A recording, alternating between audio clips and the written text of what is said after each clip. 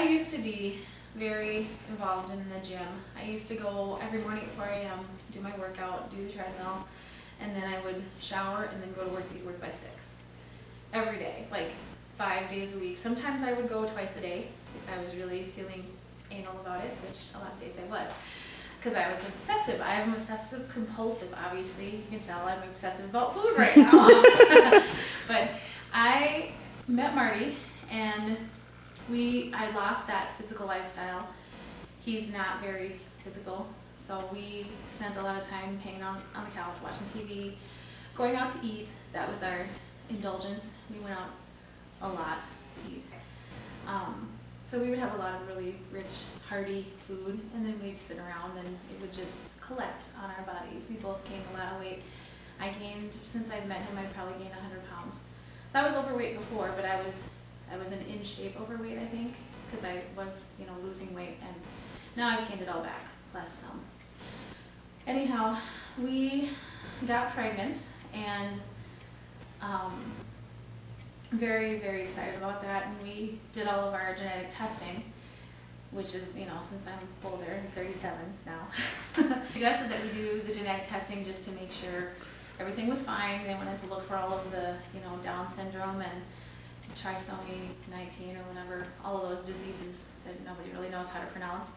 And I tested positive that my daughter would have Down syndrome. And that was devastating to me. It was horrible, very, very, very scary. I remember getting the call. We were in the car. I pulled over on the side of the street, and I threw my phone, and I just broke down and bawled and bawled and bawled.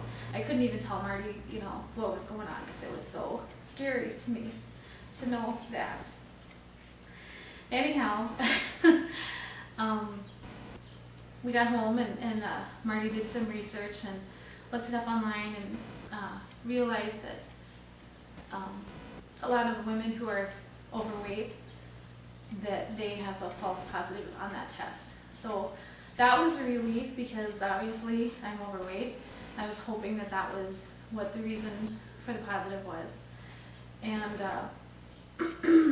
it's one thing to know that you're overweight, but then to have your husband say, oh honey, don't worry, everything's gonna be fine. It's just because you're overweight. That's why we have a positive test result.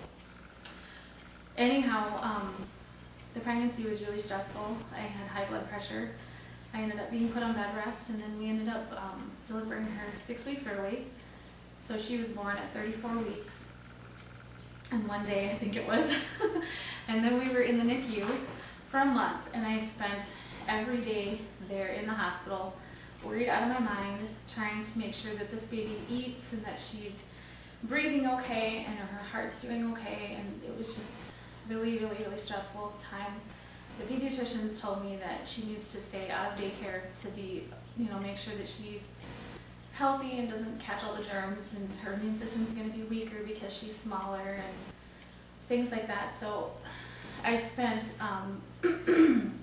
basically the first year of her life being this super mom who, sterilized everything, had a spotless home, everything was clean to a T, and all I did, I sat and nursed my baby, because I had to feed her. And in order for me to feed her, I had to eat foods that were healthy and higher, like in my mind, were higher in fat and higher in rich content to get her to put on weight. Well, I was putting on weight too, obviously.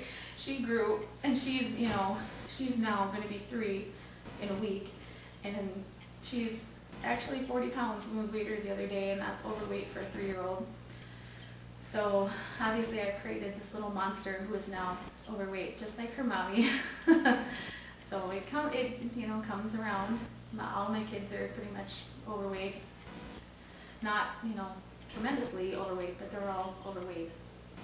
So got her all healed up and ready, and I was ready to go back to work. So I went back to work, got a job, worked one day, and then I came home that night and I actually broke my arm.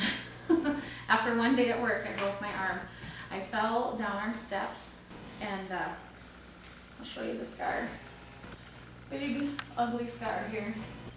I stepped on the top step, and my knee gave out on me because I'm so heavy. And I told my whole family that I tripped, and then I was walking in the dark. But actually, I fell because my legs couldn't support me.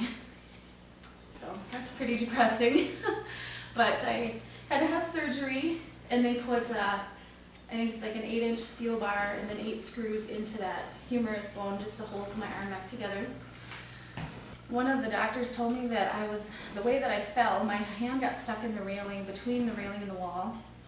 When my knee gave out, basically I went down, my hand stuck in the railing and it pulled all the way back and twisted, and that's why the bone fractured. But they said that I'm lucky that I still have my arm, and that it didn't break completely off because of my weight. So lucky to still have the arm. But now, I went through therapy, and that job that I had worked one day, they let me go because they're like, you're going to have 3 months of therapy at least, and we just can't hold the job for you. So that's what happened to that.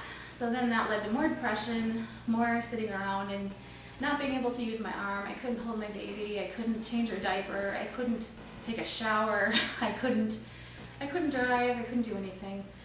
I spent 3 months on hydrocodone and Oxycontin and Valium, and basically I just gave myself my medicine and my oral medicine and then my food medicine to make myself feel better, and I laid around and my arm healed, and I probably, during that time, I actually think I gained about 45 pounds during that 3-month time, because I just couldn't move around, I was overwhelmed with all of that. So that's my story. I'm back to work now at McKenna Hospital. I work in the cardiopulmonary floor, and I see a lot of patients that come in.